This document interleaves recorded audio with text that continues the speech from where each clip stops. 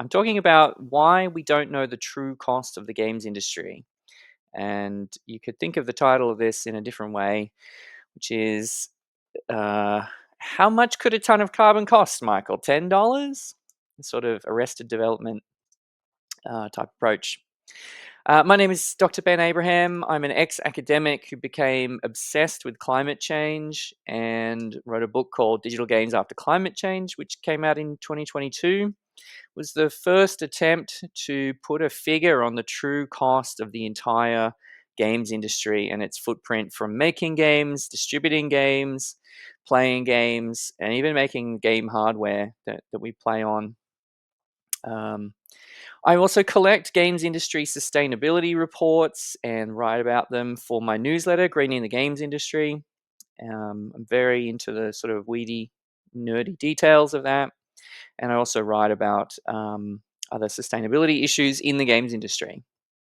In 2023, I did a report for Dagoot Fabric on the production footprint of their latest game, Saltsea Chronicles, looking at what the contributing elements were to the total footprint of that production of that game.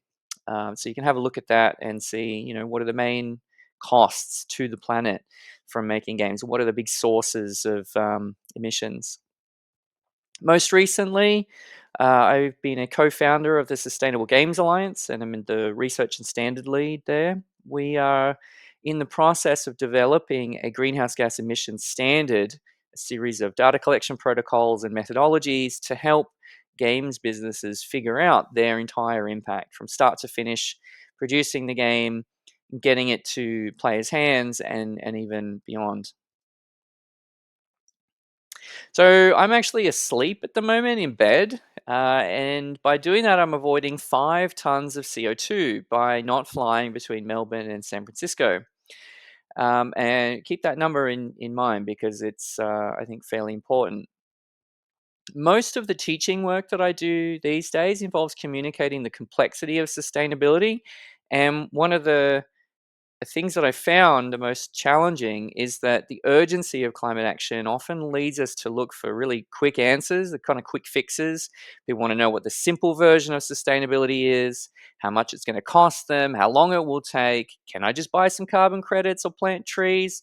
And that's not the route to real, genuine change. I think we need to understand the problem a bit more, in a bit more detail and depth, to be able to actually address it in a durable way, not just a band aid. So, what is a ton of carbon?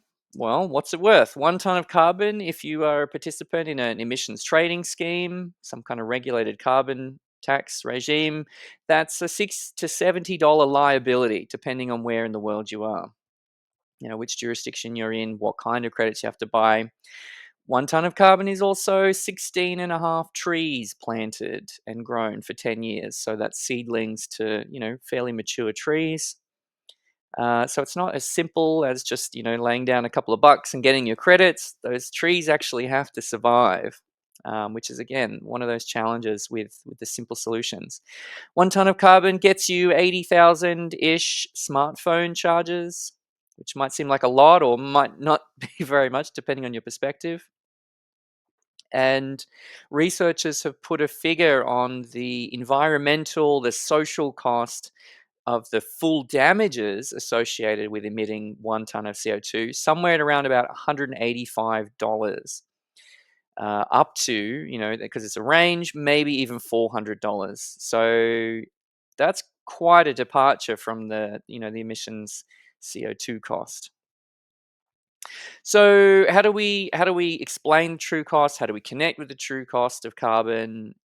Because I think a lot of us don't really know. We don't have a very day-to-day relationship with CO2. It's something that has to be taught or trained.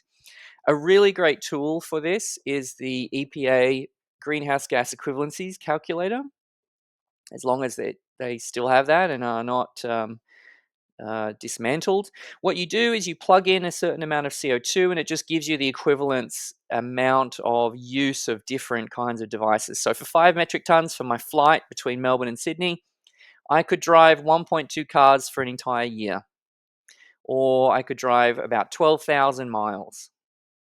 and there's a whole bunch of other ones too. So if you're looking for something to do, an exercise to do with students to start that process of connecting the gap between knowledge and impact, the cause and the impact, grab the report from a games company, maybe a Nintendo or a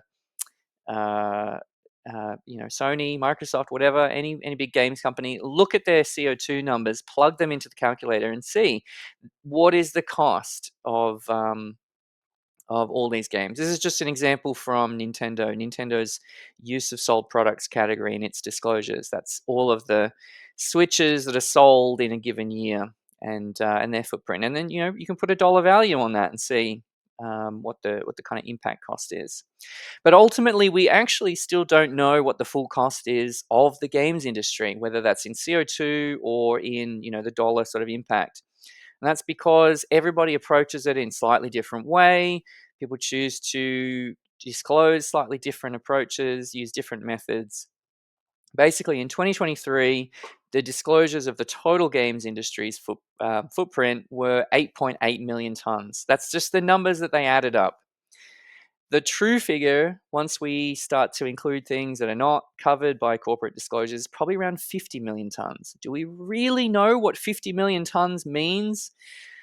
Well, it's about 11.6 million gas cars on the road, or 127 million miles driven, 6.7 million homes, electricity.